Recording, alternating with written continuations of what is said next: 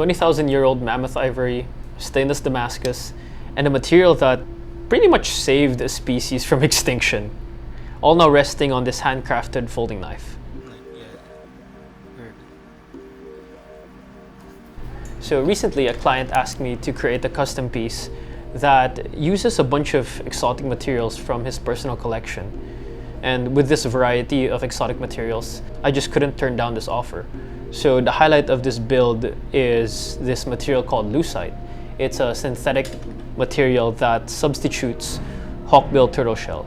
Because in the early 1900s, the demand for hawkbill turtle shell was skyrocketing.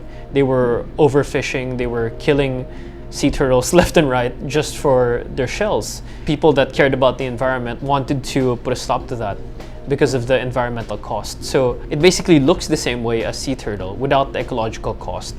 And the way it's crafted is also very similar to the way sea turtle is worked with. So like for example, while I'm working with this antique lucite, a technique that I found that old craftsmen who worked with sea turtle shell, they would laminate the backside with some gold foil.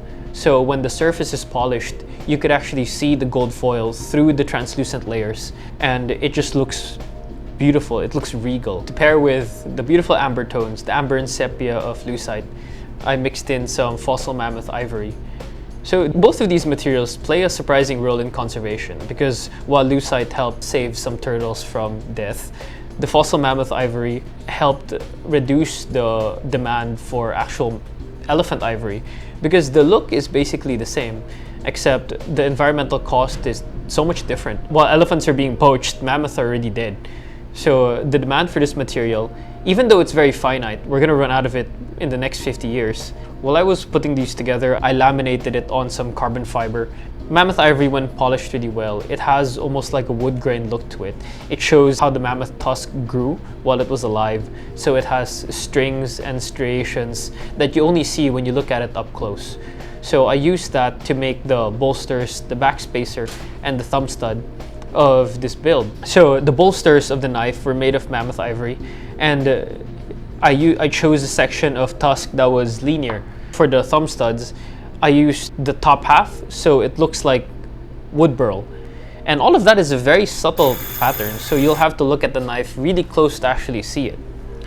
The blade I used for this knife is made of this Swedish high-carbon stainless steel Damascus called Damasteel. It's this material that was manufactured in Sweden, and it's made of two different kinds of high-end stainless steels that are forged together to make a single pattern. So after I etched it in acid, it has this really nice wood grain, almost like a psychedelic ocean-like look to it. It polishes really well to a beautiful shine.